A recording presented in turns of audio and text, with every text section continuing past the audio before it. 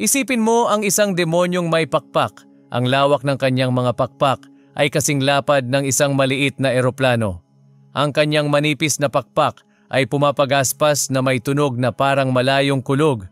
Animoy nagpapahayag ng pagdating ng kamatayan. Ang kanyang mga kaliskis ay kulay dugo, sumasalamin sa nag-aapoy na galit sa kanyang mga mata. Ang kanyang pangalan ay Kongamato, ang tagawasak ng mga bangka, isang nilalang sa alamat na sinasabing nananahan sa mga ilog at latian ng gitnang Aprika. Isa siyang malupit na mandaragit na namumuno sa kanyang nasasakupan gamit ang bakal na mga kuko at mga pakpak na nagdadala ng kamatayan. Ang kanyang mga matatalas na kuko ay kayang punitin ang laman at baliin ang buto na parang isang maggagatas ng karne. Ang bawat hampas ay eksakto, ang bawat kilos ay planado para magdulot ng sukdulang sakit at pagdurusa. Ang kanyang mahahabang ngiping matutulis na parang karayom ay naglalabas ng lason. Isang lason na pumaparalisa at pumapatay sa loob lamang ng ilang minuto.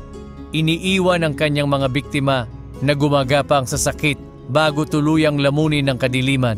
Ang Kongamato ay isang nakakatakot na nilalang ng mga ilog at latian, isang mabangis na tagapagbantay na walang pagod sa pagprotekta sa kanyang teritoryo.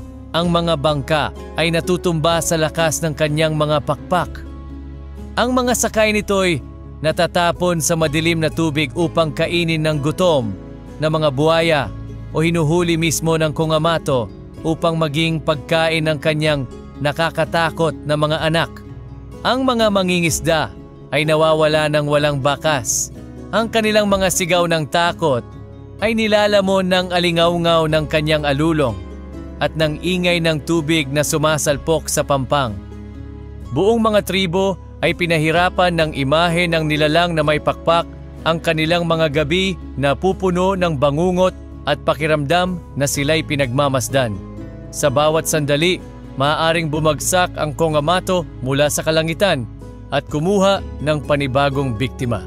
Ang matatapang na mandirigma ay pumasok sa gubat upang labanan ang nilalang, dala ang mga sibat at lason na palaso.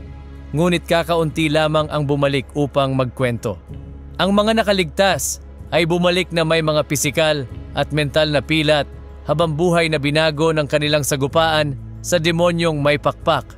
Ayon sa kanilang mga kwento, ang nilalang ay kasing laki ng isang higanteng pterodactyl at puno ng matinding galit na walang hangganan.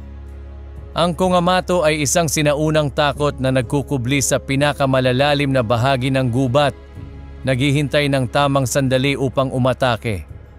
Ang simpleng posibilidad ng kanyang pag-iral ay nagpapaalala sa atin na ang kalikasan ay nagtatago ng mga kakilakilabot na lihim, mga nilalang na humahamon sa ating pag-unawa at nagtutulak sa atin na harapin ang ating pinakamalalim na takot sa harap ng kalakihan at lakas ng kalikasan.